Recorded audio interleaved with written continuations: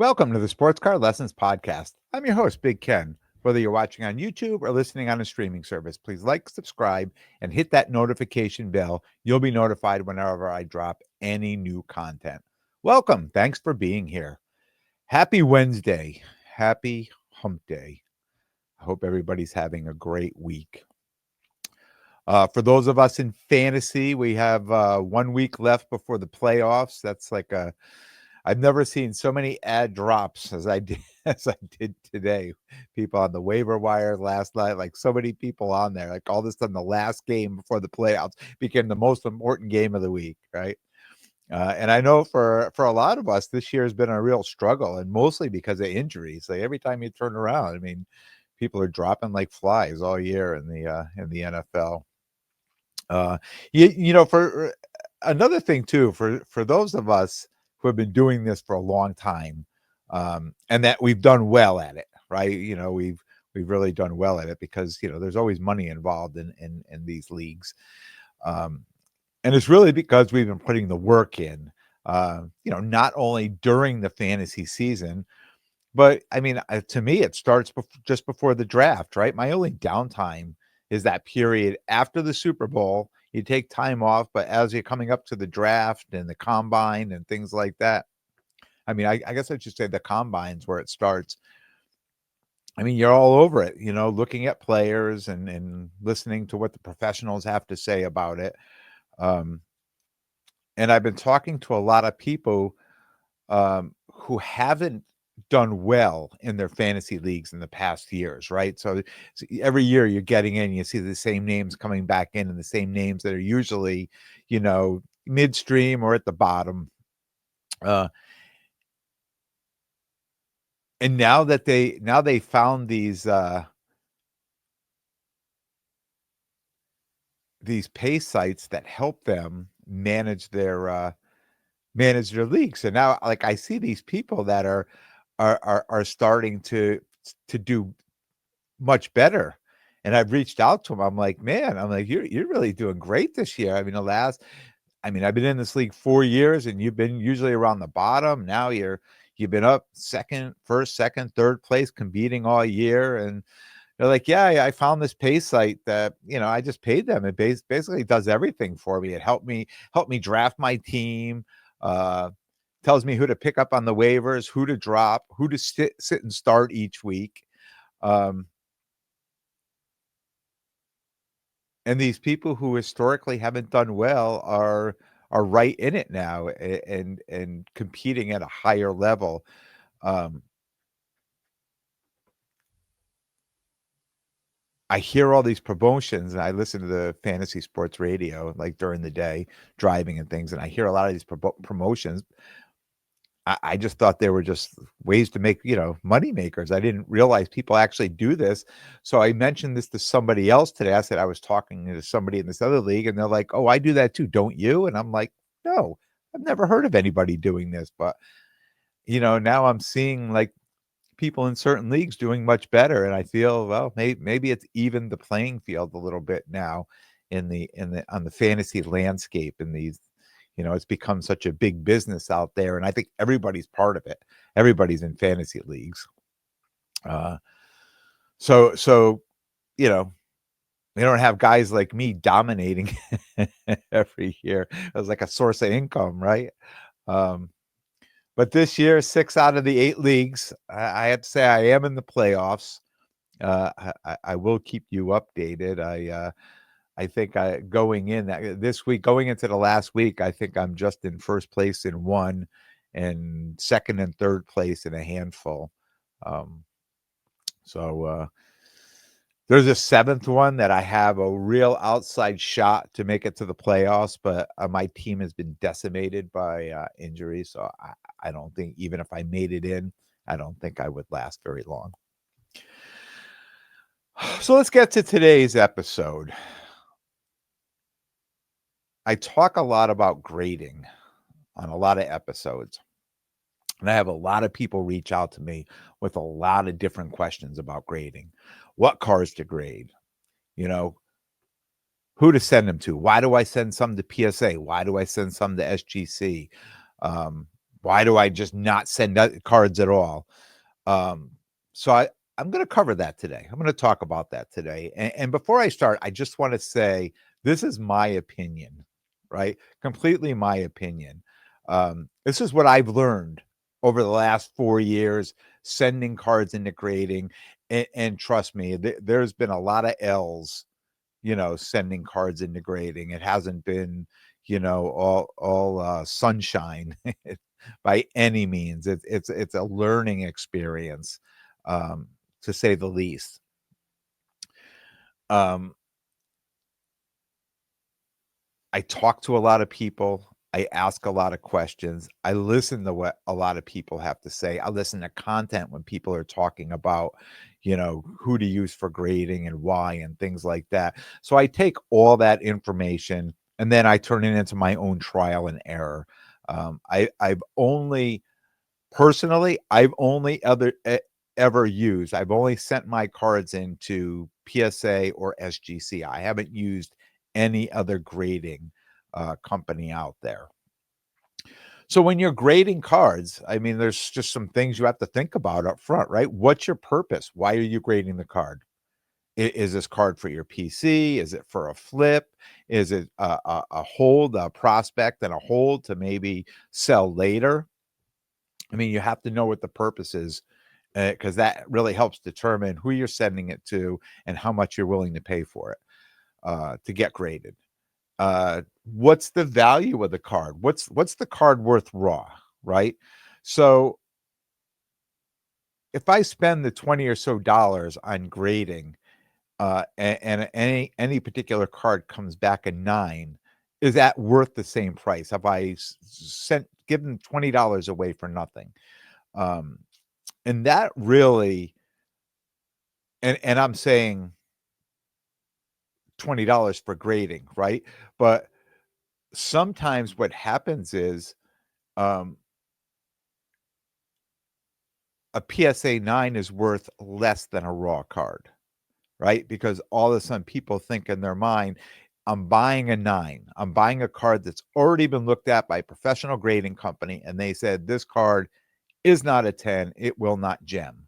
So now it's a 9. And sometimes those cards are worth less than a raw card that somebody says, this card's raw. Maybe I can get a 10 if I send this card in. So maybe willing to spend a little more for a raw card. So you probably heard of a lot of people getting 9s and cracking them out and selling them raw, right? Because all of a sudden the raw is worth more than the 9, even though you've spent the money for grading, right? Sometimes you may be starting at a loss already with that card if you're immediately gonna, if it doesn't gem and you're going to crack it out.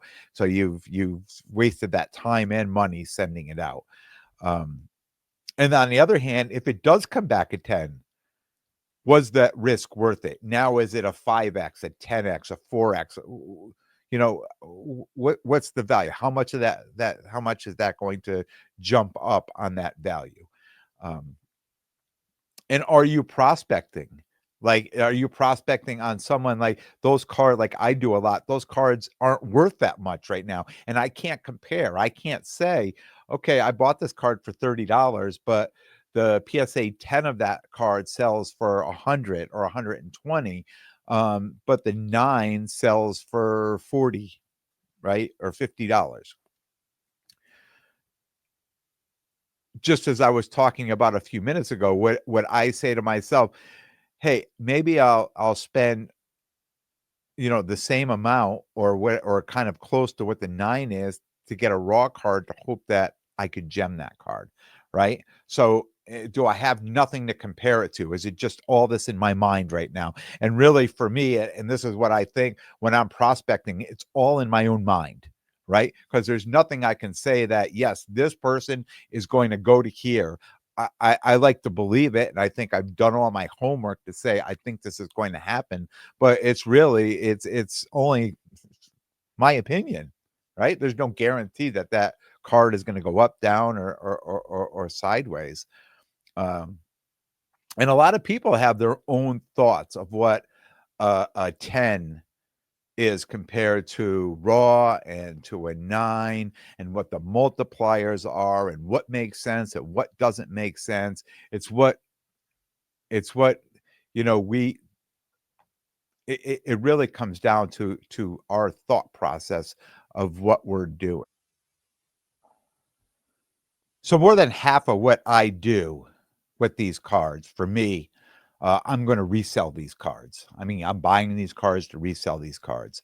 So a lot of it I can't base on value. A lot, well, I guess I do base on value, but I'm basing on timing too.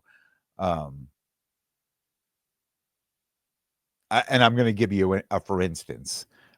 So the 2024 Don Russ football is out, right? It's out. I've opened boxes. I've got some Jaden Daniels, some Drake May, some Caleb Williams, right? So these cards, ones that I feel have the ability to gem, I'm sending them out to PSA, right? And I have to get those cards back before Prism, right? Before Prism drops. Because once Prism drops, there's just a small window. Because once Prism drops, the value of those cards drop. So those value of those cards are going to increase. They're going to get a little higher, a little higher, a little higher, because people are all in on a Jaden Daniels or Drake May or Caleb Williams, that type of thing. And I keep saying Drake May, and I'm saying that I'm going to mention too that I'm in Connecticut, right? I set up at all these shows up here, and there are a ton of Patriots fans up here, and they're all really big on Drake May right now. And the last couple of shows that I've been at, everybody coming up looking, do you have Drake May? Do you have Drake May? I don't have Drake May cards because I've sent them to PSA already, and I'm waiting for them. I'm going to be waiting for them to come back. So it's a whole timing game now, right? That these cards come back, and I sell those cards before Prism comes out. Because when Prism comes out, then that becomes all the rage, and then nobody really is going to start buying. Doesn't mean the value of that card is less, but nobody's going to be paying for that card. Nobody's going to be wanting to buy the Don Russ when obviously the Prism is out. And as far as prospecting, if I was in any other, anywhere else in the country, I probably wouldn't buy Drake May, right? Because I just know that I can sell it here. Bo Nix is another one. His value is starting to rise, sending some of his cards out too, right? Just because they're playing well. That's it. Just because they're playing well. And again, it's all prospecting. It's what I do. Any one of those players, why these cards are out at PSA, could get injured, hurt, bad news, anything. And I could be out on those cards. Like those cards could be worthless by the time they come back. And trust me, it's happened to me a number of times. So it's kind of a game, right? It's a dangerous game I play over here. So timing and cost, a big factor in what I grade and who I send it to for grading. And a lot of who I send it to has to come down to what the card is and the condition of the card. And I can tell you, I am not a fan of SGC. I'm really not. I don't like the look of their slabs. I know there's a lot of people out there that do like the look of their slabs. I don't like the look of their slabs. And I also hate that the same card in an SGC slab is worth less than it is in a PSA slab. PSA is always worth more, and it's the same card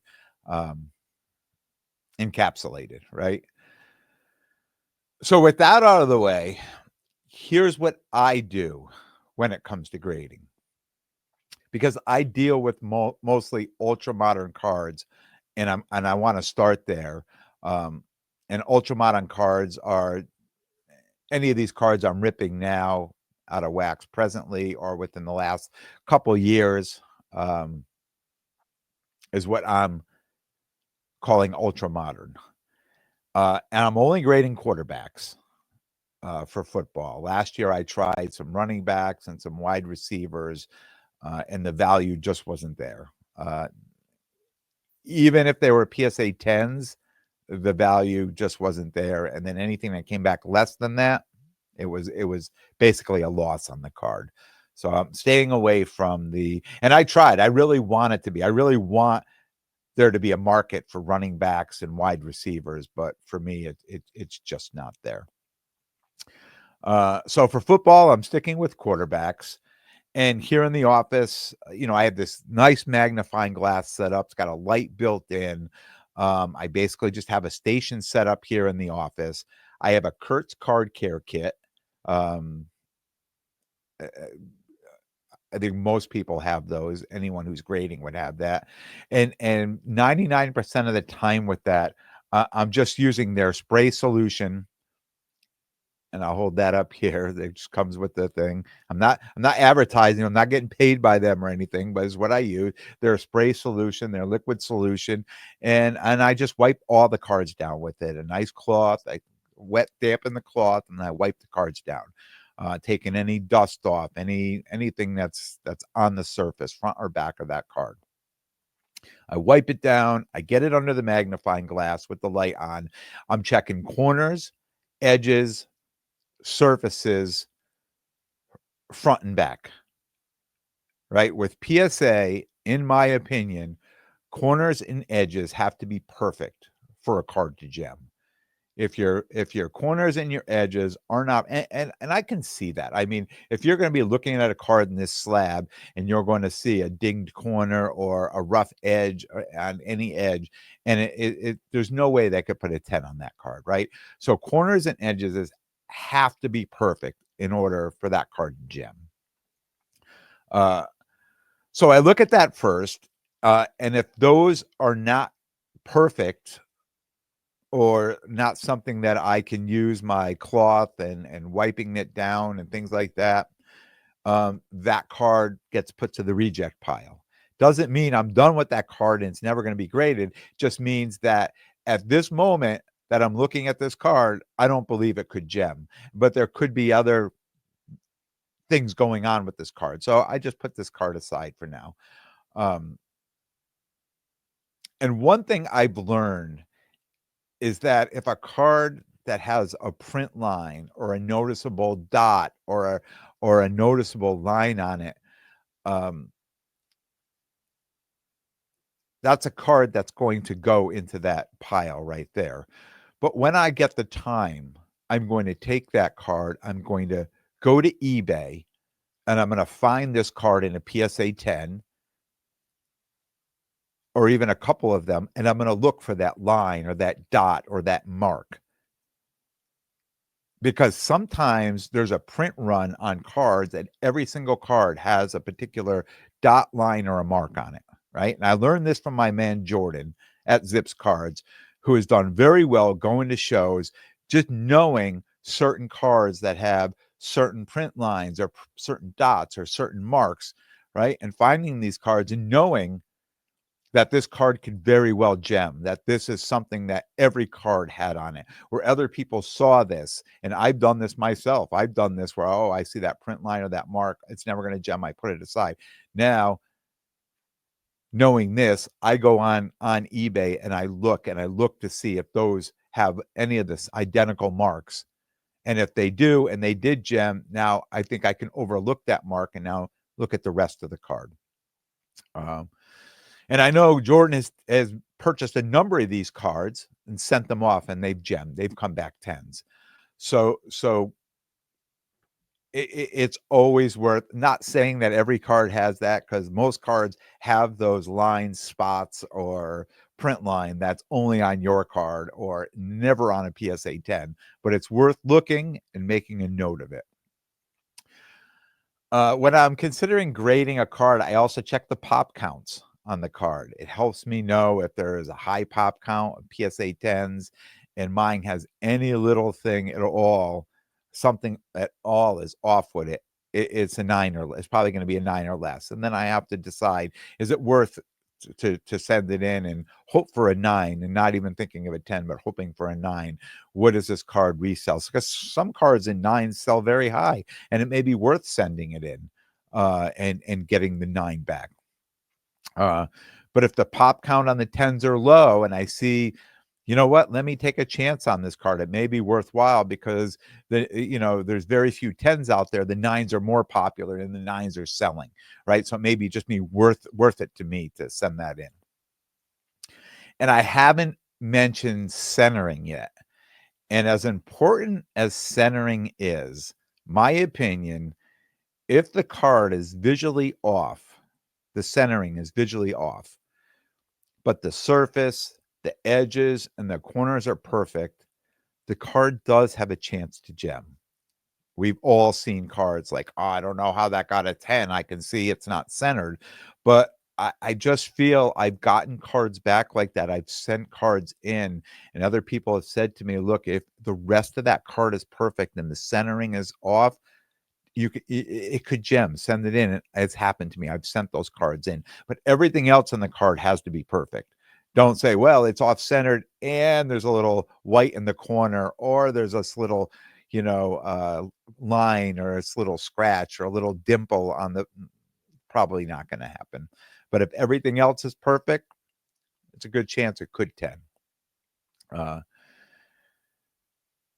and if the centering's off and there's other things off with the card, it probably immediately, in my mind, is starting at an 8. I don't even think it can get to a 9 if you've got 2 strikes on the card.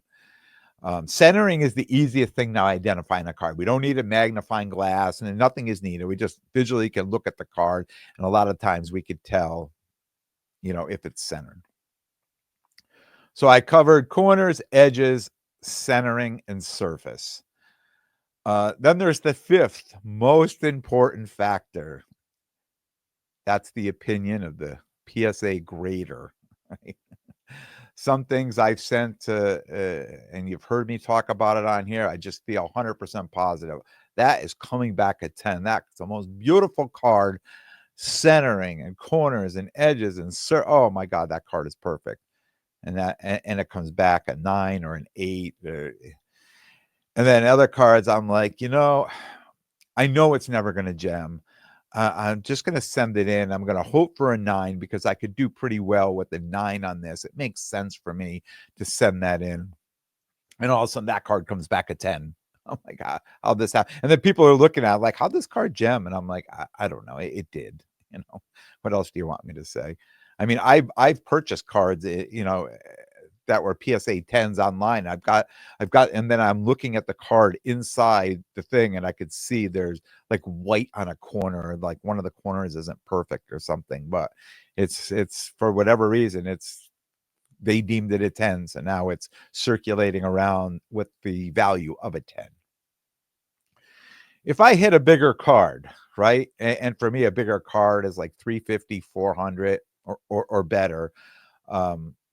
And I think timing is everything on getting the maximum value on that card, whether it comes back a 9 or a 10. I'll pay up. I'll send it the 20-day grading to PSA. It costs more, but I'm getting the card back faster. I'm able to get it to market faster.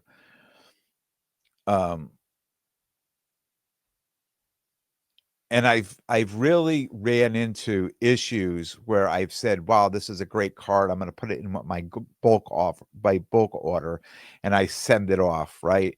And why that's out, and I'm waiting for it to come back 40 days or whatever. A newer product has come out, or something's changed on the player or whatever, and the price seems to drop on it. And I've gotten to a point now, and like right now, I have a couple select WNBA Caitlin Clark cards out there, really nice card, numbered cards, things like that, that I'm just saying that I know the WNBA Prism is going to be coming out. I know the value is probably as high as it's going to be. So and I sent the card out 20 days. It's probably been 10 days. I'm waiting for them to come back. But to me, I didn't want to wait till January or February for these cards to come back and still hope the market is good for it. Like this is the market I need to be selling that card in now. So I'm okay spending up the $20 or $30 to get that card back faster and get it to market faster, because I think giving up that $20 to $30 now is going to make more sense than if I don't and I'm waiting 40 or 50 days for the card to come back, and I could lose a lot more than that. As for SGC, SGC is, I didn't talk about the prices for like I know for PSA, I have the collectors club or whatever it is. I pay for the year. I can get on the bulk submissions and send them in. When I did it, the first year I did it, they used to have these grading specials almost every month or every, 45 days or so, where you can be at like $15 a card. This last year has just been like non-existent with specials for them. Just hasn't worked out in my favor. Or I'll put this huge order together and I'll send it, and like 3 days later they'll be like, oh, use this coupon for $1 off a card or something. So it never seems, I have not been able to hit it right this year, although they just came out now with December 1st to the 15th special of a $16.99 card, 10 cards. The order has to be as a 10 card minimum. So I'm jumping on that. I'm taking advantage of that. I'm putting together a pretty big order to send out to them during that special. But I send mostly on bulk. I've sent a few of the 10-day this year. Like I had a couple high-end CJ Stroud, Kaboom, things like that. I'll send them as a 10-day. The Caitlin Clarks I just sent out at a 20-day to get that back. So, but mostly I do the bulk on that. But the bulk is still, I think the least I paid, I think, is $16.99 a card this year. So then you go to SGC. Right. So SGC is $15 a card with a 5 business day grading. Only downfall I've seen with SGC is when I send everything out to grading, USPS, I use the small priority, two-day priority boxes. It takes them like 5 days to get this thing from the post office. I don't understand. I know they pick the stuff up at the post office. It doesn't get delivered to them. But then it arrives in 2 days at the post office, and then it usually sits there, So if it gets there on a Wednesday, nobody's picking it up till Monday. So Wednesday, Thursday, Friday. If it gets there on a Tuesday, it's being picked up Friday, but it's not even getting into the system to the following week. So with SGC, my experience lately is it's about a 2-week turnaround, even though it's 5 business days. From the time I send it, the time I come back, it's 2 weeks or 2 weeks and a couple days to get it back. My opinion, they're a little easier on grading than PSA. And they do have half grades, right? You could ask for half grades for PSA, but SGC automatically uses half grades, 9, 9.5 or 8.5, things like that. And they will grade the autos at no additional charge. If it's a 10, if the auto's a 10, it'll be listed on the card. Anything less, nothing will be listed on the auto. So if it's not a 10 auto, they just won't put it on there. I won't send any ultra modern football cards to SGC. Cards that I've been sending to SGC's older WNBA with autographs, very low pop. And for me, it's a smaller buyer pool who's going to be buying these cards from me. I just got an order back. I'll show you some of these, like the Dawn Staley. So here you see this one's a 9. So you remember these cards are like 20 years old, right? So I guess they can be considered somewhat vintage. So here is an auto. This is a 1010. So that's pretty good for a 20-year-old card. Cynthia Cooper. Right, it's another auto on these cards, and if you're on Facebook, YouTube, you're seeing these. Katie Smith again. It's nice to get all these things graded. Here's Nikisha Sales, right? So these are cards. I don't think I need to send to PSA, right? Because the buyer pool is small, the market is small for those. And people looking for those, they're just happy to find them, right? If you're collecting a Dawn Staley or Nikisha Sale, right, you're happy to get this in just in any encapsulation, right? But it's nice to have it in, an SGC is, somewhat, an industry standard.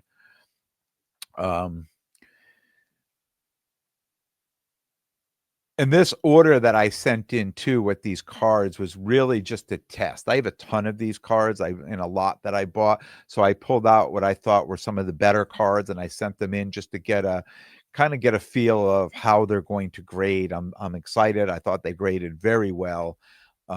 So I'll be sending a bunch of these type of cards, these 20-plus-year-old cards, these WNBA cards. I'll be sending a ton of them in the next 6 months, to SGC. I don't mind doing that. Other cards I recently sent to SGC: 2024 select WNBA cards, patches, thick cards, autographs that I looked at and I knew that would not gem at PSA. I know enough certain cards, like I look at cards, there's no way these cards would gem at PSA, but they were nice cards, right? And they're probably not super valuable, but they were all low numbered, numbered to 5, numbered to 10, numbered to 25 type of thing. So my thought is, again, get them out, get them graded, get them back, right? Get them to market before the WNBA Prism drops. I was just talking about this with the Caitlin Clark cards, because what happens when the Prism drops, the value of these cards are going to fall. So these are great cards, right? A bunch of people are selling them raw, but people don't know what to expect on the raw cards. I mean, I've got a few raw cards that I ended up getting that I didn't even send to SGC. I just could not believe how damaged these cards showed up, right, from Panini. But so at least I can get them out. If I put them online, a bigger buyer pool online, right? I put them out on eBay or whatever. People look and say, "Oh, it's a 9 or it's a 10 or a 9.5." They can be comfortable buying a card that they know is in somewhat good shape. So it helps me get it out to market quicker. Other cards I sent to SGC: PC cards. A lot of my Trinity Rodman that I bought raw, her original rookie cards and autograph cards from 2021. I've sent them all, more because I just wanted them encapsulated. I've got them raw. I wanted them encapsulated. They're my PC. They're not going anywhere. And that's really my thought process on grading. It's a continuous learning experience. Uh, I'm probably shocked every time I get an order back from PSA. I mean, I'm never, I never got an order back to say I'm completely happy and I'm not surprised by anything. There's always something that is off or changed and makes me laugh or just makes me think a little, like, how did this happen and why did it get this and not that? Um, I'm about a 95%. If I send 2 identical cards in, one will come back a 10 and one will come back a 9, and the cards there won't be any difference in those cards. It's just like somehow they're just controlling how many 10s they give out. Again, my opinion, it's what I think. I know vintage guys think SGC does a better job on grading vintage than PSA. So a lot of people send their vintage cards to SGC. If you have a card that you're thinking about grading or a group of cards, um, and you're just not sure if it's worth grading or not, and again, depending on why you're grading them, what your purpose is, you know, um, I'm sure if you went to your local LCS, they'd be able to take a look at them and tell you what their opinion was on grading. Um, I've switched up my prospecting a little bit uh, on players, on prospecting. Um, Lately, I've been finding it cheaper to buy PSA 10s of people on prospecting. On the last episode, I left a little cliffhanger at the end, right, about who I'm prospecting on now. I can give you a perfect example. Um, so here's 2 identical cards. They're both Kiki Rice, right? I'm holding them up. They're both autographed. They're both PSA 10s. I bought both of those cards for $70 each. The raw card of that same card goes between $35 and $40. So say I bought it at $35. I sent the PSA $20 more on the grading and it got a 10. I would have saved $15, right? To me, it was better off just buying them already graded PSA 10 for $70 each. And on the opposite side, here's a card, color match blue, number to 199 of Kiki Rice that I bought for $30. I go look through this card. It's got way too many issues. There's no way this card would be lucky if it could come out with a 7. How many issues are wrong with this card? But then I went online, right? And I bought 2 of them, graded 10s for $60 each. So buying this raw card to me was a waste of time. I should have just went and found them in PSA 10. And that happens, right? It happens. It really just comes down to what your purpose is, right? It's all what your purpose is for your grading. For me, this is all prospecting, right? So I'm going to get these cards. I'm going to hold them. I'm going to hope that they're going to go up because she's playing so well and her team is the #1 team of the nation right now. Hopefully by March she'll be doing well, but she's got a whole other year, right? And these are from 2022, right? So these cards are already 2 years old. So these are like the original, her original, first Bowman or rookie cards. So again, like I said, it all depends on your purpose, what you're doing. If it's for your PC, does it matter? Does it matter if it's a 7, 8, 9, or a 10? If it's going into your PC, that's how I felt when I sent my Trinity Rodmans to SGC. I didn't care what it came back. It was just for me, and they're going to be encapsulated. So it really didn't matter the grade. If it's a flip, you need to take all the cost and expenses, everything into consideration. And your market and your timing of the market is very important too. If you look at today's price and say, oh, this card in a PSA 10, I could make X amount of money. You have to know if I send this card out for grading, I'm not going to get it back for 30 or 45 days or however long you're sending it off to PSA for, right? And when it comes back, is that timing of the market still good, or is a possibility that a new product came out and that is going to drop in price? And you're not always guaranteed a 10, right? I mean, even if the card is perfect, it still may not come back a 10. So you take all those factors into consideration. Ideally, right, I'm involved in 2 markets that can't be any farther apart if I tried, right?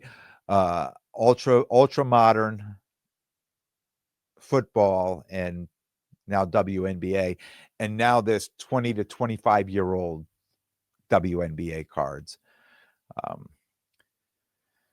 If I've missed anything, and usually I do, leave a comment below, ask the question, throw it out for me and anybody else in the group that's going to see it. And if there was something specific you were hoping I would cover on that and I didn't, ask again, ask in the comments, or you can reach out to me on Instagram at sportscard_lessons. This weekend, there's a local Enfield show is this Saturday. I do have something going on, so I'm going to try to find the time to sneak out and hit that show. If you're there, definitely look for me. That's all I have for you today. I want to thank everyone for tuning in, and if you like what you hear, please definitely subscribe, and most importantly, tell a friend and spread the word. Until next time, take care of yourselves and everyone around you.